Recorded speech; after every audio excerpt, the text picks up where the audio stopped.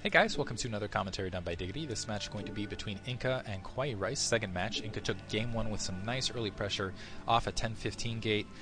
Tends to be powerful in maps where you don't have ramps to work with. This is going to be another one of those maps. We're on Tau Cross. Inka starting at the 6 o'clock position as the red protoss, 9 o'clock position we have Kawaii Rice as the orange Terran, and I expect more of the same out of Inka. He really wants to make sure Kawaii Rice doesn't make it to the mid-game, particularly on Tau Cross, because once you get past that third expansion, which has the nice, easily accessible gas, it's really easy to defend for Terran just pushing out with mech. You've got these ramps, which are absolute mobility nightmares for a Protoss player, especially if you have mines in the way, siege tanks, supply depots on the other side, turrets. Basically, Terran can just sit back, camp, make sure they get their upgrades, and just max out from there. And even if Protoss has a ton of expansions on the Terran player, it's like running into a brick wall. It just doesn't make a difference. That fully upgraded Terran army can just be massive, and you really either have to outproduce them, just keep ramming against it, or just get some really nice storms off to decimate that army as quickly as possible. And Kawaii Rice looks like he's building that supply depot on the interior rather than blocking his front door off, so that could be some trouble if Inka... Looks like he's going to scout the wrong direction here. If Inka does go with that early pressure, because once you don't have that front door seal, it can be very difficult to defend against Dragoons just flooding into your base. Let's see if he goes for a kind of fake fast expansion. I think the best option is actually to go with there's this kind of 6 Marine build. You build the 6 Marines initially, and then you go with a tank and some vultures to follow. It's not quite like a fake expansion, because usually you build 4 Marines with it, but the extra Marines, you can really hurt those Dragoons in early pressure. This gap right here, though, you can just place a building there, don't fully build it, leave it, and that can stop troops short, but you can't repair it, so you really need to make sure you have defenses kind of along the way. Looks like Inka is not going to get a gas steal this time, so Kawaii Rice is actually going to start in a much better position here in the early game. Right now we already see that gateway and the assimilator building, so no crazy cheese, at least with the assimilators out in the field, but I do expect, again, another 10-15 gate, and I'm hoping that Kawaii Rice builds more Marines. He was only with 3 Marines in the last game. Hopefully he builds a few more than that, actually, just to fight off what he's got to expect once again, especially after that last match. Looks like the probe and the SCV going to pass each other. And I think, let's see if Kawaii Rice does look like he's headed directly towards Inka's base. He's going to have a good indicator. Bad placement of that cybernetics core. I think that actually hurts mining time on this location. So, yeah, that's going to hurt, especially if he goes with an early build. See if this probe is going to put down that second gateway. This would be the opportunity he's going to do it. Maybe going for tech. He's skipping it. No, it looks like he's just going to turn around and put it at a different location here. But yeah, that gas, that lower gas mechanic, it can add up over time and create a bit of problems. Let's see if it messes him up at all. Playing a little bit nervous, I think. There you can see the factory being placed, the supply depot in between, just in case some zealots come flooding in. And Kawaii Rice going for, it looks like an interior single base shell. You can see kind of the turtle of the buildings, the circular motion to kind of deal with a little bit of mobility there. And I'm hoping again that he kind of goes with that fake expansion build to work out into the mid game, because I think as long as he can put on some early pressure, he'll be in a really good situation against Inka. And Inka placing that pylon, he wants to try to delay that machine shop as long as possible. The 2 Marines here, that's really not going to happen if the Marines just completely decided to ignore him. Kawaii actually pulling the 2 SCVs off the line to stop that as well, which I don't really feel like that's necessary. Kawaii, if he was really desperate, could lift off that factory and just place it back down, and I don't think that 2 seconds difference would be all that big. Lifting off that barracks after just 3 Marines, so it doesn't look like we're going to see that fake expansion attack. The single Dragoon going to be able to kill that early SCV, but not before it sees the 2 gateways and that cybernetics core spinning, so he's definitely expecting that early pressure. Confusing, yeah, okay, so it looks like he's going to put down a bunker and still work with the 3 Marines, lift off that barracks, and use it to fill that gap here.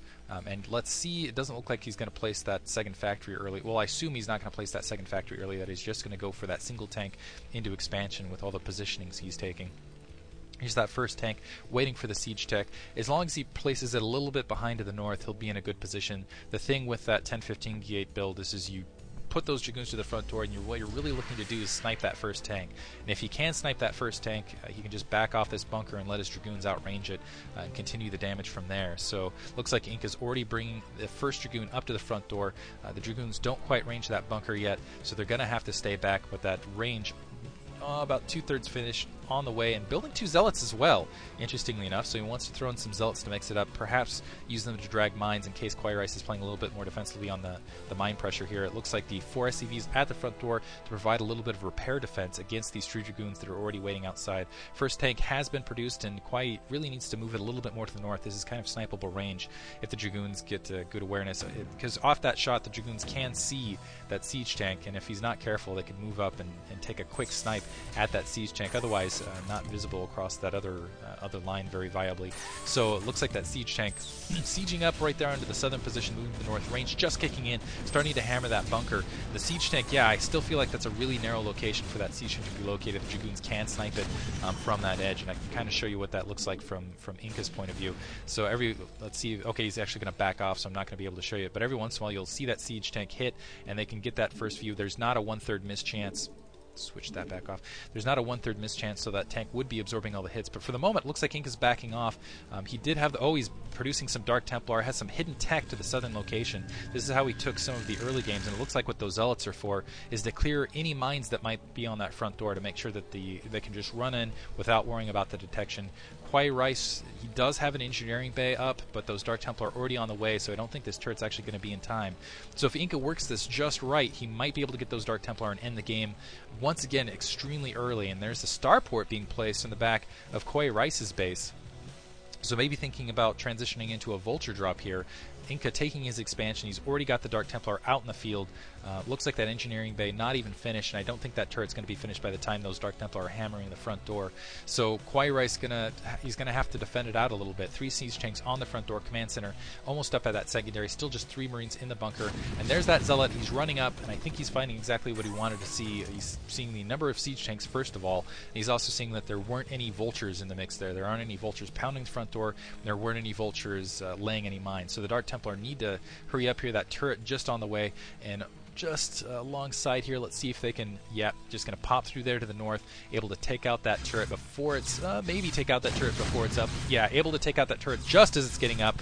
Now Kawaii Rice in a lot of trouble. Dark Templar taking down siege tanks. If he can take out, the siege tank's backing off, that's going to open up a Dragoon attack on the front door. The SCVs need to look out. Another siege tank getting pummeled. Losing 3 siege tanks early like that is just absolutely devastating. The Dark Templar are already worth their weight in gold. I'm not sure why Inka isn't attacking with these Dragoons now to take out that bunker. Kawaii Rice lifting off, trying to back up. He didn't block that front door like he really needed to start building something there, and he's going to retreat to his defensive shell here. Looks like he's going to be able to take out one of these Dark Templar. Oh no, the Dark Templar are able to sneak out as a result. Inka looks like he's already got a second base up, transferring some troops, continuing with the Dragoon production. He's already got a robotics facility with a shuttle, and he's adding on that robotics support base, so he's going to transition immediately into Reavers off of this, and he can really accomplish a lot with this, because first of all, Kawaii Rice, as you can see with this defensive structure he's doing, it's actually limiting a lot of his mobility. He knows he's taking out a lot of tanks as well, so Kawaii Rice is going to have a really hard time defending against any Reavers that should be popping out here in the mid-game. Nice little blockade here, and he just doesn't have a lot of troops to defend with at large, so finally able to take out that Dark Templar. So it looks like it's just going to be Dragoons and just Zealots otherwise. It looks like a single Dragoon getting kind of caught up here. So Kawaii Rice, between his SCVs, between that siege tank, should be able to hold this off. Looks like that siege tank just almost actually getting picked off. Another siege tank immediately out to replace it, but unfortunately still a lot of mining time being disrupted. Nice job on Kawaii Rice to disrupt those Dragoons with those SCVs, but ultimately he's just falling further and further economically behind. He still doesn't have a large army to really defend this Reaver once it's produced, once it's moving out in the field. Looks like it's about halfway on the production point. And really, I don't see Kawaii Rice surviving a big attack from that Reaver, and I don't even know that he's going to survive to see that Reaver, period. Looks like he might lose his machine shop here, just now getting a second tank. 3 Dragoons wailing at that machine shop, not enough tanks to push them back. He's got 2 vultures to support, but I don't think he's going to be in time to save it. And yeah, it looks that might just burn down. Kawaii Rice fortunate here that Inka's actually backing off. Still 5 Dragoons. Inka's still inside of his base, and now it looks like he's going to send a probe to expand again in that upper right-hand corner. Dragoons continuing to be aggressive, able to take the machine shop out, and that's absolutely devastating, because now it's just vultures just vultures instead of the tanks, which he really needs to really fight off the Dragoon army. Dragoon's very, very good against vultures as long as they don't have the mine upgrade. And it looks like I'm kind of waiting for that shuttle to start moving out. There's that shuttle with that Reaver, and I think as soon as Kawaii Rice sees this shuttle with that Reaver in his base, he's probably going to GG. The combination of the Dragoons of that shuttle, I don't think Kawaii Rice can really fight it off. He's already extremely, extremely behind economically. Somehow he snuck in that speed upgrade, managed to sneak some of these vultures into the main. He should be able to get some probe kills with this. Unfortunately, it's still, I think this might distract him for that attack coming in. So it looks like he's at least able to even some things up economically here, but that second base is coming so late. Looks like Inka's still holding off on taking that expansion in the upper right-hand corner. He's got a pylon blockade in the meantime to make sure the vultures aren't running up. But now that